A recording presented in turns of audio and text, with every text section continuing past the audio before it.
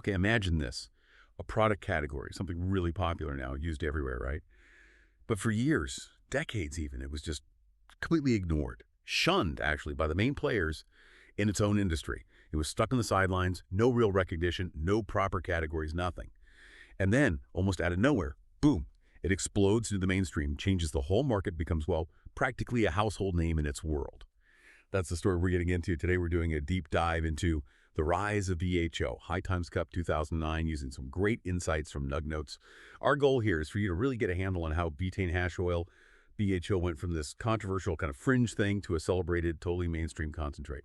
It really did change everything. So let's start at the beginning, back when BHO was definitely the outsider looking in. Yeah, it's fascinating actually to look at the landscape before everything changed. We're talking like from the late 80s, maybe 1988, all the way through the early 2000s.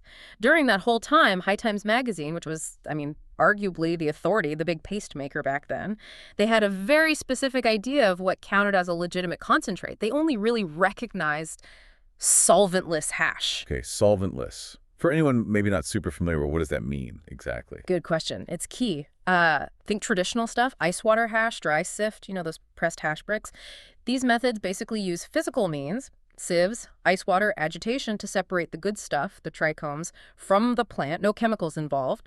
That was seen as like the pure, authentic way, the gold standard. But BHO, totally different. It used solvents like butane. Ah, okay. So the actual process of making it was the dividing line, and not in BHO's favor, it sounds like. Exactly right. Being solvent-based, BHO got a lot of skepticism. People worried about residual solvents. Butane left in the final product. That raised safety questions, purity questions. And honestly, without any real testing standards or proper production methods back then, the quality was all over the place. So yeah, there was a big stigma. BHO couldn't compete at the High Times Cup, no categories for it, definitely no trophies. It was all happening kind of underground on like old internet forums. Overgrow was a big one. People shared techniques, pictures, but it wasn't mainstream. It really does sound like a different world. An industry very focused on tradition, maybe a bit wary of things that felt less natural or potentially risky. It makes you wonder, though, if the main worry was safety and quality, why didn't they just, develop standards for BHO earlier? Why hold out for so long? That's a really sharp question. I think it was probably a mix of things. Part of it was definitely that traditionalism you mentioned, people like the old ways, but also there was just a lack of understanding, maybe even a bit of fear about these new, really potent extracts. Without good science or standardized ways to make it, it was just easier for the establishment to say, nah, that stuff's sketchy, rather than figure out how to make it safe and legitimate. Kind of a classic story, right? The old guard resisting the new thing until they just can't anymore. Makes sense. Easier to push back than adapt sometimes. But like you said, that resistance couldn't last forever. And the first real sign of change came from maybe an unexpected place. Amsterdam, 2009, High Times Cup. Yes, this was the moment. Maybe subtle at first, but really, really important. At the 2009 Cup, the Best Product Award. Usually that went to a new flower strain, maybe some traditional hash. But this time, it went to something called the VaporSwing. Now, the VaporSwing wasn't actually BHO itself, but, and this is the key part, it was the first titanium swing arm nail designed specifically for dabbing BHO. Interesting. So High Times wasn't giving a thumbs up to BHO directly, but they were awarding the tool used to consume it. That's kind of a clever workaround, isn't it? Totally. It was huge because the award validated the method of consumption, even if not the substance itself.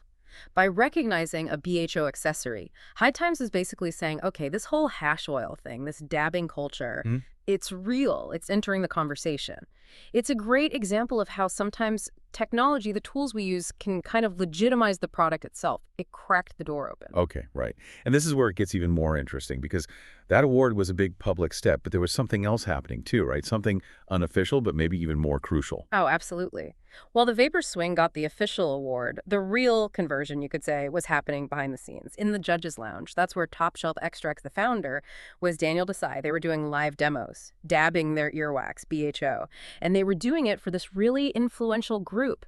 Judges, industry insiders, even people who were skeptical about BHO. Live demos. So not like a scheduled presentation, more like just showing people directly What made that so effective? Exactly. Daniel Desai has talked about this, how these informal, like, pop-up sessions were what really won people over on the spot. It wasn't a competition category, obviously, but seeing it, trying it, that direct experience cut through all the rumors and the skepticism. It's just the power of actually experiencing something versus just hearing about it, you know? Yeah, that makes total sense. Yeah. It shows how sometimes those personal connections, that direct seeing is believing moment, can shift things more than any official award. Like a little grassroots push from within. Precisely. For an industry that had been so resistant, just showing people, look, here's BHO, here's how potent it is, and look, it can be a quality product, that bypassed all the baggage. And that earwax texture, that consistency, it was new and different for a lot of those folks. It stopped being just a concept or a worry and became this tangible, impressive thing right in front of them.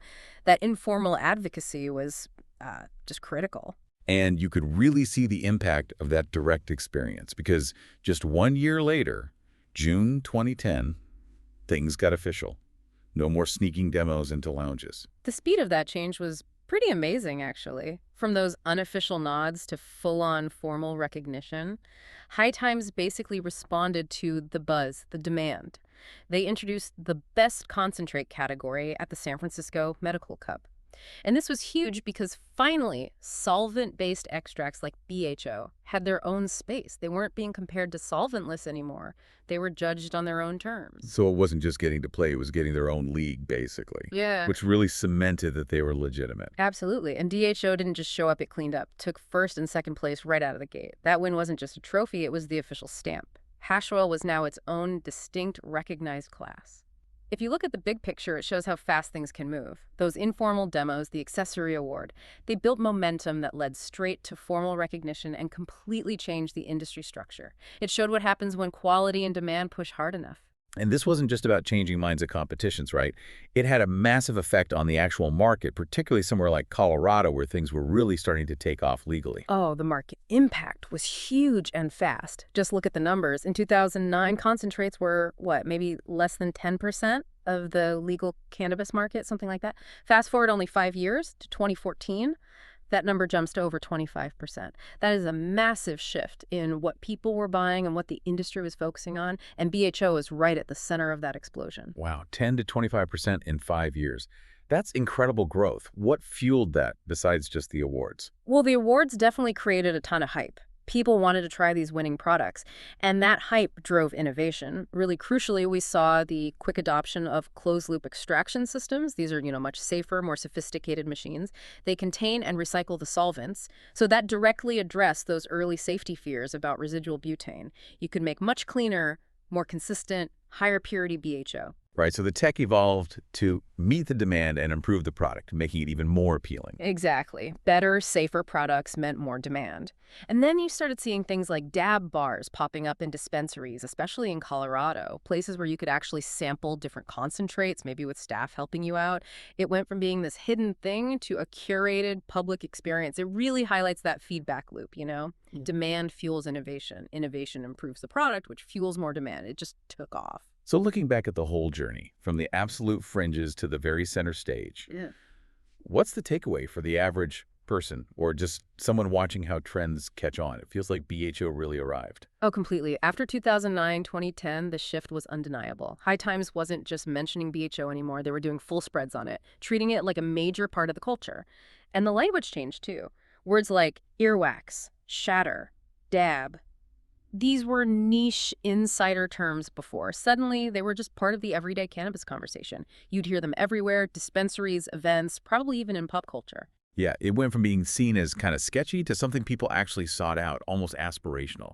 That's a huge perception change. It really is. What was maybe dismissed because of safety worries or just being unknown became desirable, especially out on the West Coast where a lot of this blew up first. It's just a really powerful example of how perception plus industry validation like awards and categories plus cultural adoption can all come together and just rapidly transform how people see a product. From underground oddity to mainstream must-have, it shows how even a pretty traditional industry can pivot when something disruptive comes along. Yeah, from obscure forum posts to dominating awards, driving market growth, changing the vocabulary. The BHO story really is an amazing case study in rapid transformation. Yeah. Driven by that mix of technical innovation, some really passionate early believers, and those key moments that just flip the script. It really makes you think, doesn't it? What else is out there right now? Maybe on the fringes of some industry or subculture we barely know about.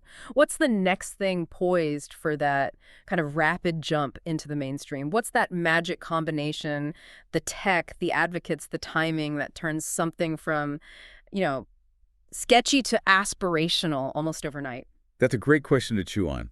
A really interesting way to look at innovation happening all around us. Keep that in mind as you go about your day. Thanks so much for joining us for this deep dive into the pretty wild rise of BHO.